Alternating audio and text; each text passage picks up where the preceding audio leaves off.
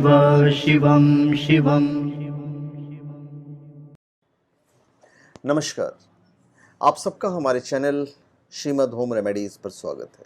इस वीडियो में हम आपको बहुत ही पावरफुल कवच नारायण कवच के बारे में बताने जा रहे हैं कि यदि कोई व्यक्ति विधिवत तरीके से नारायण कवच धारण कर ले, पाठ कर ले, तो कहते हैं कि कोई उसे पराजित नहीं कर सकता। मैं उस नारायण कवच के बारे में आपको बताने चाह रहा हूँ। और आप कोई भी स्पिरिचुअल प्रोडक्ट shivago.com या omja.com से प्राप्त कर सकते हैं। वहाँ पे आपको सारी चीज़ें जेन्युइन, ऑथेंटिक और लैब सर्टिफाइड मिलेगी। देखिए, श्रीमद् भागवत के 6ठे स्कंद के 8वें अध्याय में नारायण कवच का वर्णन किया गया है। पूरी कहानी भी मैं आपको बताऊंगा। नारायण यानी कि भगवान विष्णु का एक शक्तिशाली नाम का कवच, यानी हमारी सुरक्षा करे। एक तरह से जो परिचित या अपरिचित शत्रुओं से जो सदैव हमारी रक्षा करे, ऐसा उत्तम कवच होता है नारायण कवच। इसका महात्म्य श्रीमद् भागवत के 6ठम स्कंद में विस्तार पूर्वक बताया गया है। और नारायण कवच भगवान श्री विष्णु को समर्पित है। और नारायण कवच का नियमित रूप से पाठ करने से जातक की समस्त मनोकामना पूरी हो जाती है। नारायण कवच को पढ़ने से जातक को सुख, सौभाग्य, समृद्धि, स्वास्थ्य आदि में लाभ मिलता है। और नारायण कवच मंत्र जो है, मतलब वो तो खैर आप पर्सनली तो आप नहीं कर सकते हो, आपको किसी पंडित जी को बुलाकर ही करवाना पड़ेगा। और विश्वरूप जी ने यह कवच देवता इंद्र को दिया था और इसी कवच को धारण करके इंद्र ने पुनः विजय प्राप्त की थी। नारायण कवच कैसे मतलब लाइमलाइट में आई, ये भी मैं आपको बताता हूँ। इंद्र को जब त्रिभुवन का ऐश्वर्य मिला तो वे सिद्ध, चारण, गंधर्व और अप्सरा आदि के साथ गर्व से थोड़े से मतवाले हो गए थे। और ऐश्वर्य का मद मतलब धन का जो मद होता है, ये तो आपको पता ही है, आदमी को थोड़ा सा एटीट्यूड वाला बना ही देता है। आज भी वही हाल है। तो उस समय देवताओं के जो गुरु थे, देव गुरु बृहस्पति, इंद्र की सभा में आए, किंतु गुरु के स्वागत में सिंहासन पर से इंद्र उठे नहीं। तो गुरु समझ गए ये इंद्र को अभिमान हो गया है, इसलिए वहां से लौट गए। और महापुरुष का अपमान मनुष्य का नाश कर देता है, और उसमें भी गुरु का अपमान। तो गुरु बृहस्पति अपना घर छोड़कर चले गए।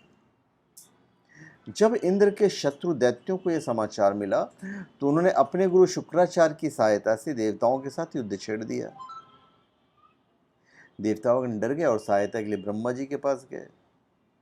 ब्रह्मा जी ने कहा कि तुम लोगों ने ऐश्वर्य के मद में गुरु का अपमान किया है, जबकि आदर तो हर हालत में त्यागी और विद्वान महात्मा का ही होना चाहिए, और फल तो तुम्हें भुगतना ही पड़ेगा।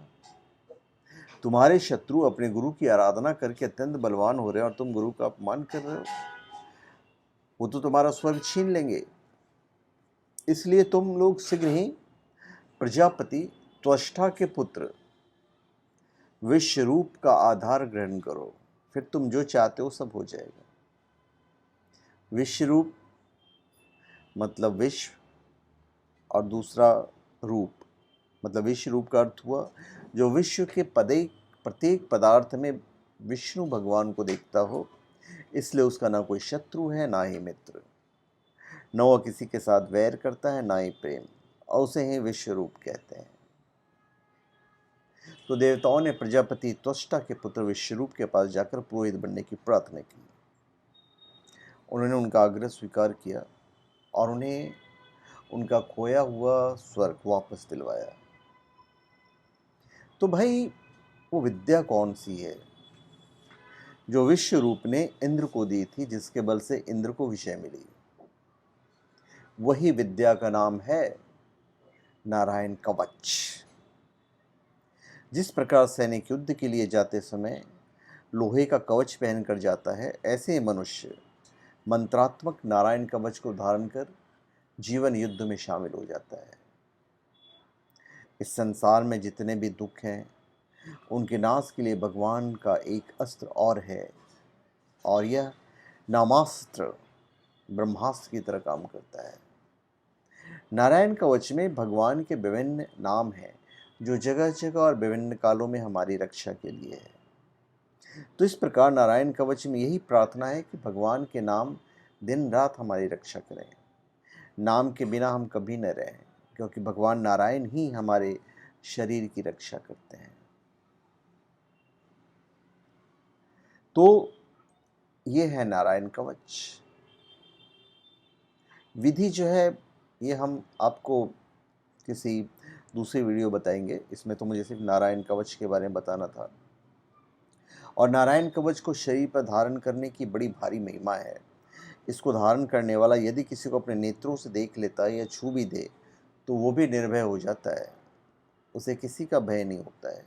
क्योंकि जो भगवान के नाम को अपनी जिह्वा पर रखता है, उसको ऐसा लगता है कि भगवान मेरे साथ है, मेरा कोई भी बाल बांका नहीं कर सकता, और व्यक्ति सभी के आदर का पात्र बनता है।